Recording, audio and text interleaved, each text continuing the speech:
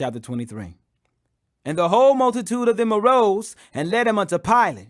And they began to accuse him, saying, We found this fellow perverting the nation and forbidding to give tribute to Caesar, saying that he himself is Christ the King. And Pilate asked him, saying, Art thou the King of the Jews? And he answered him and said, Thou sayest it. Then said Pilate to the chief priests and to the people, I find no fault in this man. And they were the more fierce, saying, He stirreth up the people, teaching throughout all Jewry, beginning from Galilee to this place. When Pilate heard of Galilee, he asked whether the man were a Galilean. And as soon as he knew that he belonged unto Herod's jurisdiction, he sent him to Herod, who himself also was at Jerusalem at that time. And when Herod saw Jesus, he was exceeding glad, for he was desirous to see him of a long season, because he had heard many things of him, and he hoped to have seen some miracle done by him. Then he questioned with him in many words, but he answered him nothing. And the chief priests and scribes stood and vehemently accused him. And Herod with his men of war set him at naught, and mocked him, and arrayed him in a gorgeous robe, and sent him again to Pilate. And the same day Pilate and Herod were made friends together, for before they were at enmity between themselves. And Pilate, when he had called together the chief priests and the rulers and the people, said unto them, Ye have brought this man unto me as one that perverteth the people. And behold, I have examined him before you, and have found no fault in this man touching those things whereof ye accuse him. No, nor yet Herod. For I sent you to him, and lo, nothing worthy of death is done unto him. I will therefore chastise him and release him. For of necessity he must release one unto them at the feast. And they cried out all at once, saying, Away with this man, and release unto us Barabbas, who for a certain sedition made in the city, and for murder was cast into prison. Pilate therefore, willing to release Jesus, spake again to them. But they cried, saying, Crucify him! Crucify him! And he said unto them the third time, Why? What evil hath he done? I have found no cause of death in him. I will therefore chastise him and let him go. And they were instant with loud voices, requiring that he might be crucified. And the voices of them and of the chief priests prevailed. And Pilate gave sentence that it should be as they required.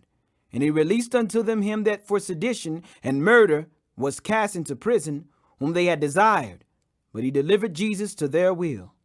And as they led him away, they laid hold upon one Simon, a Cyrenian, coming out of the country. And on him they laid the cross, that he might bear it after Jesus. And there followed him a great company of people and of women, which also bewailed and lamented him. But Jesus, turning unto them, said, Daughters of Jerusalem, weep not for me, but weep for yourselves and for your children. For behold, the days are coming, and the which they shall say, Blessed are the barren, and the wombs that never bare, and the paps which never gave suck. Then shall they begin to say to the mountains, Fall on us, and to the hills, Cover us. For if they do these things in a green tree, what shall be done in the dry? And there were also 2 other malefactors led with him to be put to death. And when they were come to the place which is called Calvary, there they crucified him, and the malefactors, one on the right hand and the other on the left.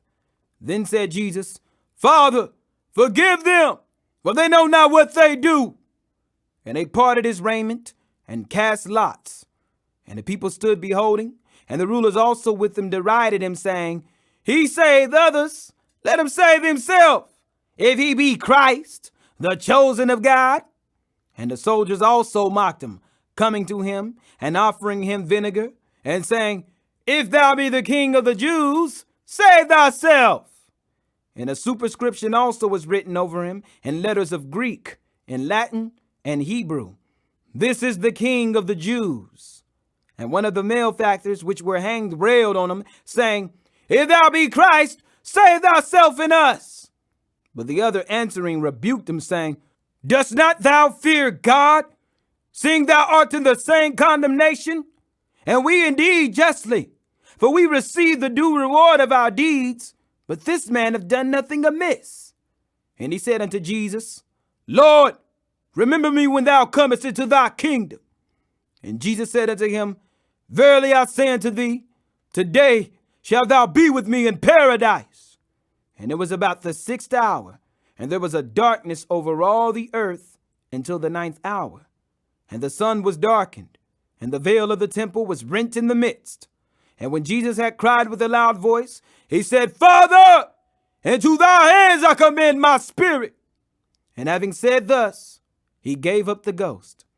Now when the centurion saw what was done, he glorified God, saying, Certainly this was a righteous man.